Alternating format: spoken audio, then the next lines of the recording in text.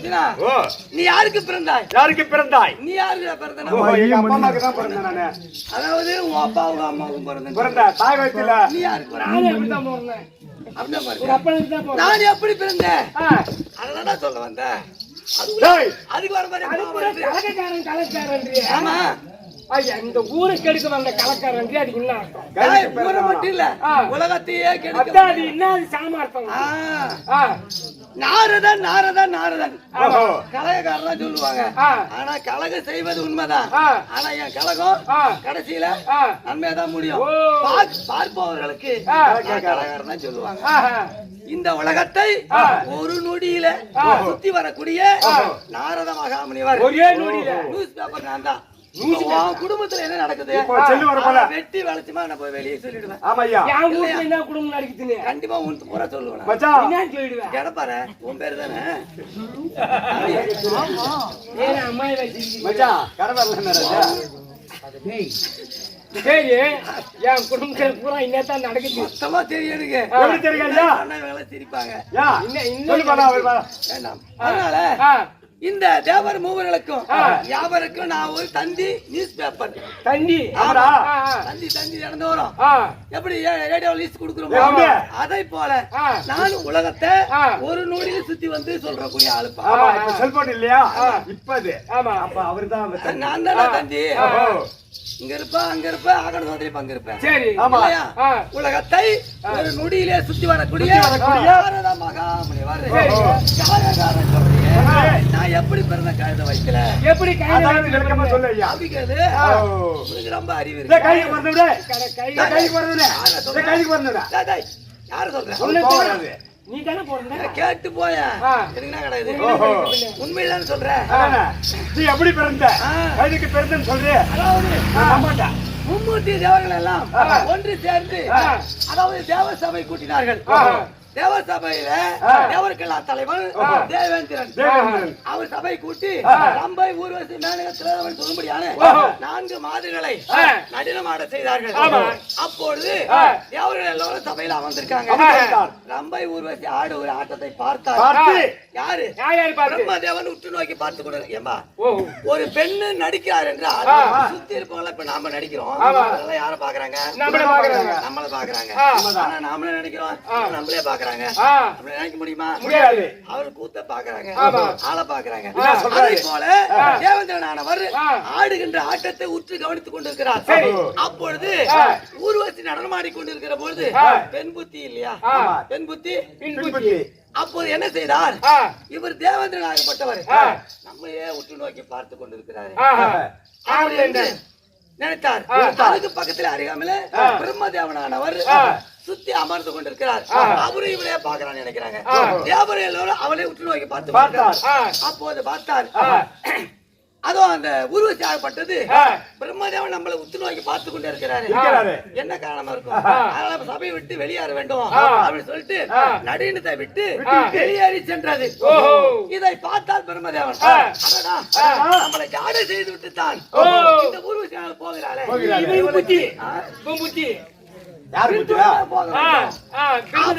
அப்படி என்று பிரம்மதேவன் அவர் சபையை விட்டு எழுந்து பின்தொடர்ந்து போகிறார்.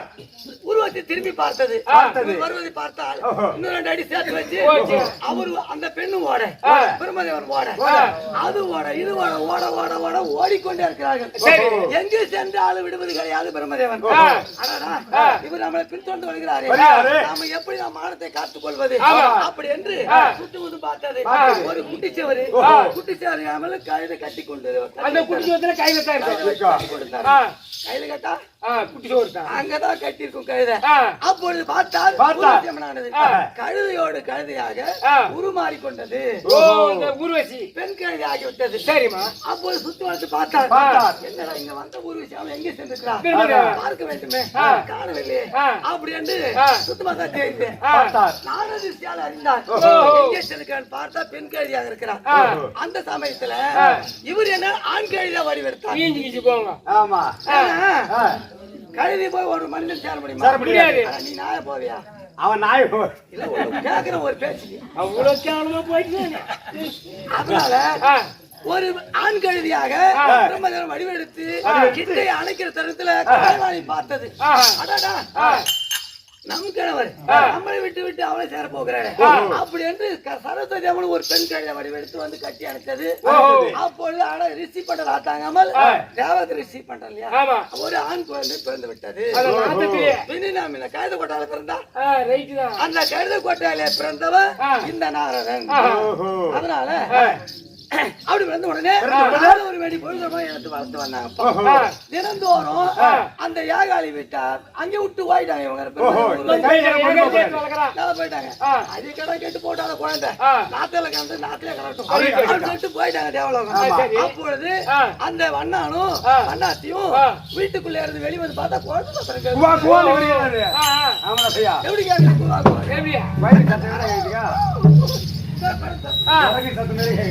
அப்பொழுது அந்த வண்ணான் வண்ணாத்திக்கும் ரொம்ப நாளா குழந்தையே கிடையாது. தேவர் கொடுத்த குழந்தை நமக்காக இருக்குன்னு அதை எடுத்து 4 மணி பொழுதுமாக வளர்த்து வந்தாங்க. நான் முட்டி போடுற தர நடக்கிற பருவம் ஆயிட்டேன். 5 வயசு ஆகி போச்சு. நான் என்ன பண்ண, தினந்தோறும் ஆத்துக்கு போறாங்க. என்ன பண்ணுவாங்க? நானும் உங்க கூட வரேன், அம்மா அம்மா நானும் உங்க கூட வரேன் அப்படி சொல்லிட்டு நானும் ஆற்றங்கரைக்கு சென்றேன். அப்பொழுது அவர்கள் எல்லாம் மூட்டையை வைத்து விட்டு துவைத்து கொண்டு வந்தார்கள். அப்படி துவைக்க தருணத்துல நாய் நம்ம சும்மா இருக்க கூடாதா, காலை விட்டு இறங்கி அந்த குட்டையை பூரா கலக்கி விட்டேன். அப்போ தண்ணி சேர்மாயி போச்சு.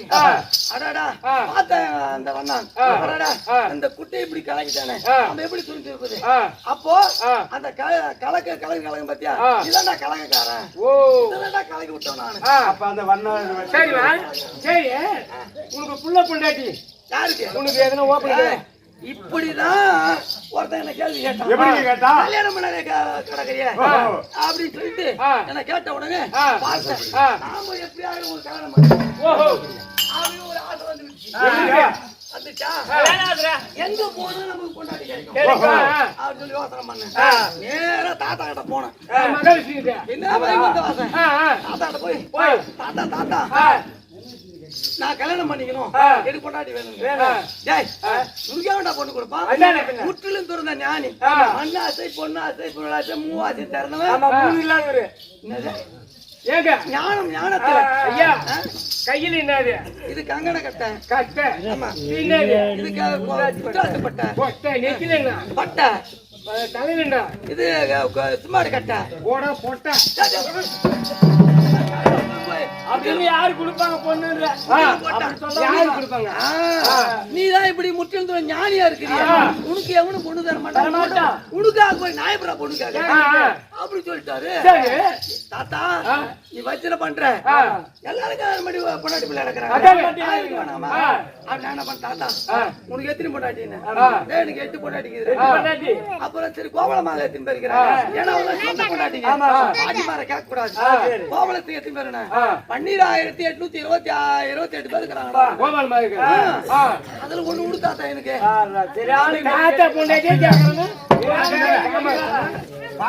அப்படி கேட்ட உடனே தாத்தா பார்த்தாரு. சரி நீ கேப்ப நியாயம் தான், அவனுக்கு கல்யாணம் வந்துச்சு, தப்பு இல்ல. என்ன பண்ற, நேரா அங்கிருந்து போ, ஆயர்பாடிக்கு செல்லு. நான் எந்த வீட்டுல இல்லையோ அந்த வீட்டுல இருக்கிற பொண்ணை பார்த்து நீ கல்யாணம் பண்ணிக்கோ அப்படி சொன்னாருப்பா. குஷி குஷியா ஆகி போச்சு. ஒரு வீடு ஒரு வீடா பார்த்து போறேன். ஒரு வீட்டுல உட்காந்துக்கிறாரு, ஒரு வீட்டுல சாப்பிடுறாரு, ஒரு வீட்டுல குளிக்கிறாரு, எல்லார் வீட்லயும் அவர்தான் இருக்காரு. அப்ப என்னாச்சு, கடைசியில 886 வீட்டு அவர் தான் இருக்காரு. எனக்கு பொண்டாட்டி ஆச்சே வெறுத்து போச்சு.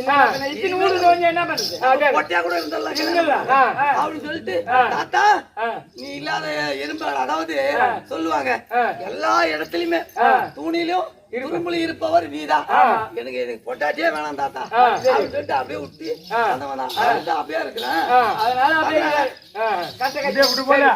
தினந்தோறும் கலக்கு சொல்வது வழக்கம். எனக்கு யாரு யாருன்னு பார்க்க மாட்டேன்.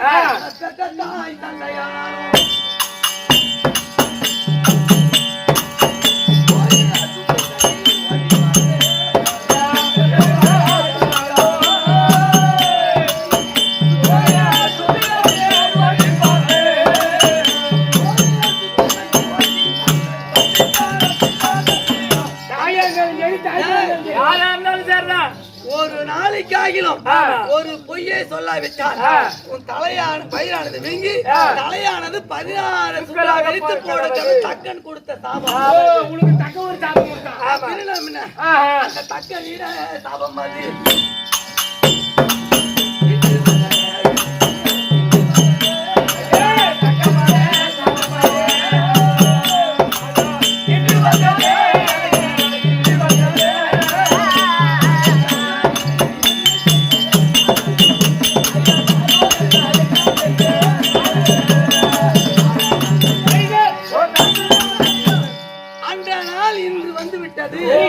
ஒரு நாளைக்காக ஒரு பொய்யை சொல்லாவிட்டால்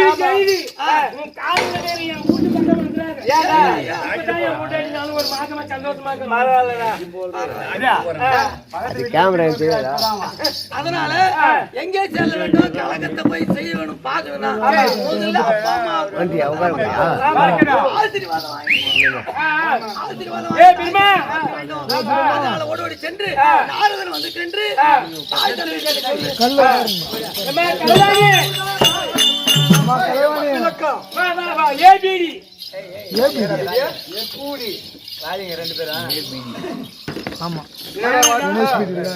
உங்களுக்கு நல்ல சந்தோஷம்.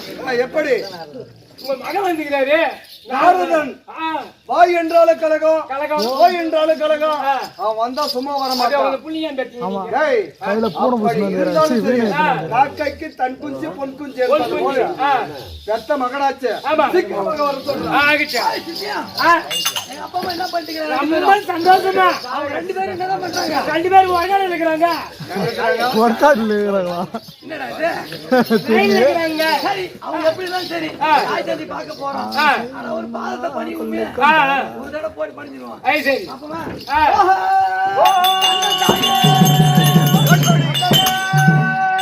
கண்மணி நாரதா நாரதா அம்மா வாய்ப்பு ரொம்ப அகமா ஆமா உங்க அம்மா லேகலாம். ஊர்ல உலகத்துல எத்தனை பேர் தாய் இருக்கலாம். எங்க அம்மா மாதிரி பத்தினி இந்த உலகத்துல யாருமே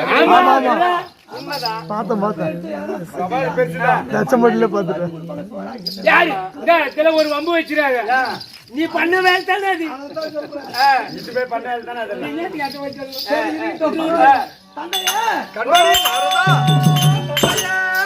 தாயே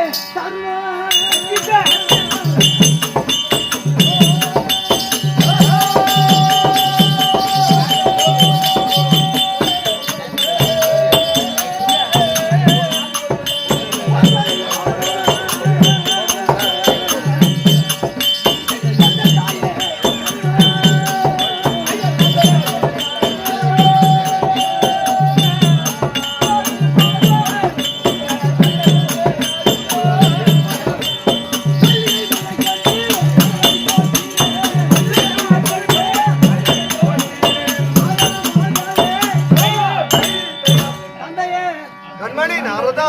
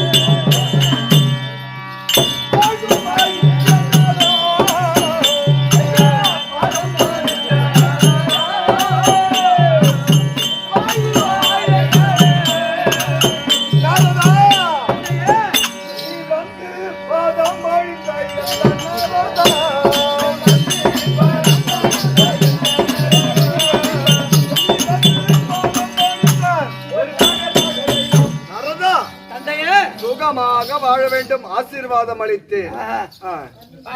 நாரதா என்ன காரணம்? பார்த்து போக வந்தேனையா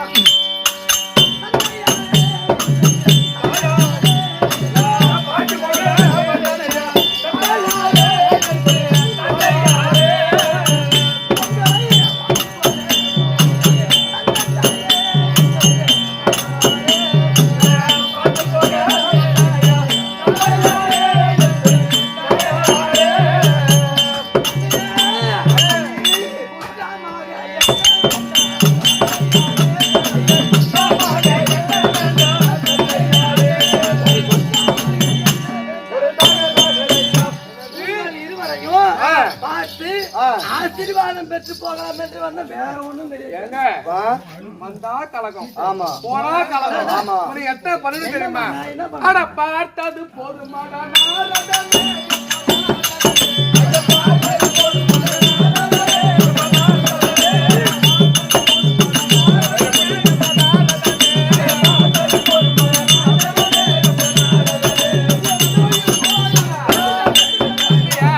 பாத்தியா?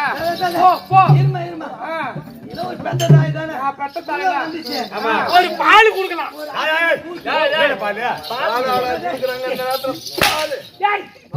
ஒரு புள்ள வந்துச்சுன்னா எவ்வளவு ஒரு அன்பு பண்ணுவான், பாசமா ஒரு பால் குடுக்கலாம், ஒரு சோத்தை போட்டு வைக்கலாம், ஒரு கோழி ஊத்தி வைக்கலாம், ஒரு புள்ளி ஆசை கொஞ்சிருத்தே இல்லையா? சொல்ல மாட்டியா? வந்தா கலகம், போனா கலகம். நாரதா குண்டு நீ நாரதானே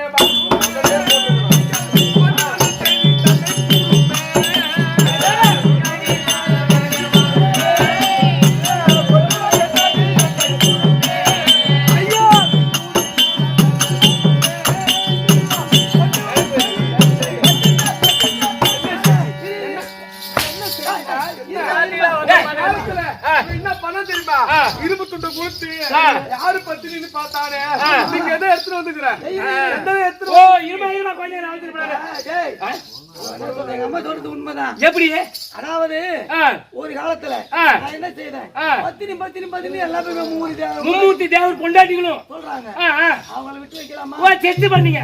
பூலோகத்துல இருக்கிற அதாவது அத்திரி மகாமுனிவருடைய மனைவி அருந்ததி பெண்ணு. ஏன்னா ஒரு திருமணம் நடக்கிற போது அம்மீர் மிதித்து அருந்ததி பார்க்கணும்னு சொல்லுவாங்க. ஏன் சொல்றாங்க? ஏன் சொல்றாங்க? சொல்ல தாலி எடுத்துட்டு போகணும் தான். போறாங்க தாலி குடும்பத்துல நான் கேக்குறேன். இந்த சொல்லுக்கு என்ன அர்த்தம்னா அம்மியை மிதிக்கணும் அருந்ததியை பார்க்கணும்னு சொல்லுவாங்க. கத்திரி மகாமணிக்கு 2 மனைவிமார்கள் இல்லையா? அதுல ஒரு மனைவி தாசி, ஒரு மனைவி தாசி. தாசி அந்த பெண்ணு மாதிரி உலகத்துல யாருமே இருக்க கூடாது, அதுக்குதான் அவளை அம்மி ஆக்கிட்டாங்க. அவளைதான் மிதிக்கிறது. ஓஹோ மாதிரி இருக்கவே கூடாது, நீ கிளியா இரு. அருந்ததியை பார்க்கணும் பத்தினி பெண்ணு. அப்போ அதாவது அந்த இரும்பு துண்டை கொடுத்து இந்த உலகத்துல யாரு இந்த இரும்பு துண்டை கடலையா வறுத்து தராங்களோ அவர்களுக்கு பத்தினி சொல்லிட்டு நானும் அந்த கடலை கொடுக்கும் போது வறுத்து கொடுத்தாங்க. மூர்த்தி தேவர் யாருமே வறுத்து கொடுக்கல. அதனால அதை போல ஒரு பெண் வாழ வேண்டும், பத்தினியா இருக்கணும். அப்ப நீங்க தேவையா? அருந்ததி பார்க்கணும். அத போல எங்க அம்மா அவங்க இதுவே வெளிப்படையா சொல்லி, ஓ ஏன்னா இப்ப அது போல எடுத்துட்டு வந்துக்கிறானோ ஒரு பயம். எதுக்கு வந்தங்க? சும்மா ஒரு பாத்துட்டு போலான்னு வந்தேன். பாத்துட்டு போலான்னு. ஏய் நாரதா அத சத்தியலோகத்தை விட்டு போறதா?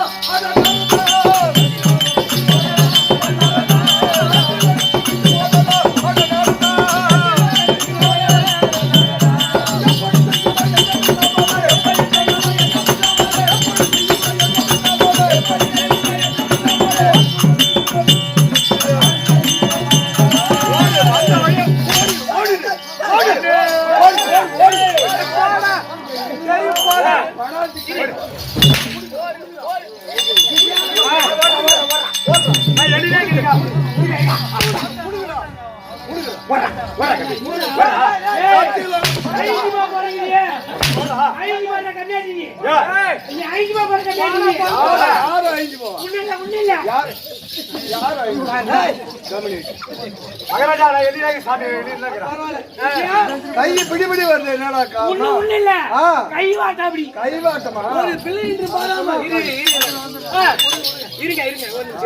ஒரு பிள்ளை என்று பாராமல் அந்த புள்ளைய பாவென்று அடைக்காமல் நீ வா கலகக்காரன் வீட்டிலே கலகக்கூடாது எப்படி அடித்து தெளித்து விட்டார்களோ அதனால விடக்கூடாது. சும்மா விடலாமா? மக்களை சாதாரணமா விடவே கூடாது. என்ன அடிச்சால 10 அடி 10 அடிக்கு 50 அடியா வாங்கி வைக்கணும். எனக்கு எவ்வளவு அடி? அதனால எங்க போனா வாங்கி வைக்கணும். அப்ப நோனி கல்ல பாரு, ஞான கல்ல பாரு. நாராயண ஹரி நாராயண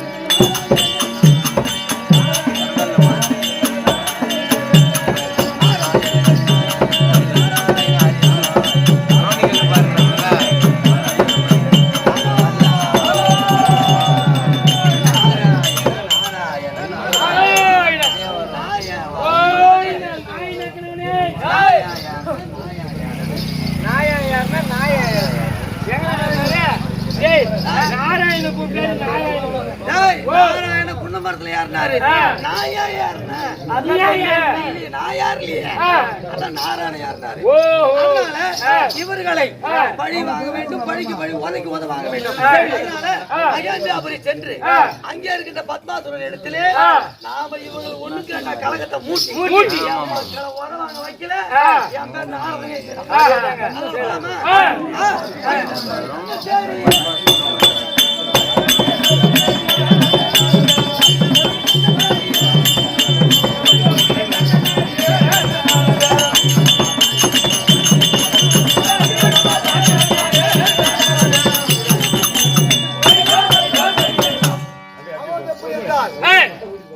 சஞ்சாரியாக நாரத மகாமுனிவர் அம்மையாகிய பெண்மதியாவனம் தயாராய கலைவாணியை பார்க்க அவர்கள் வந்த வழியை பார்த்து ஓடடா என்று தெரிவிக்க இதுதான் சமயம் என்று ஞானத்தால் உற்று நோக்கி பார்த்து ஏதோ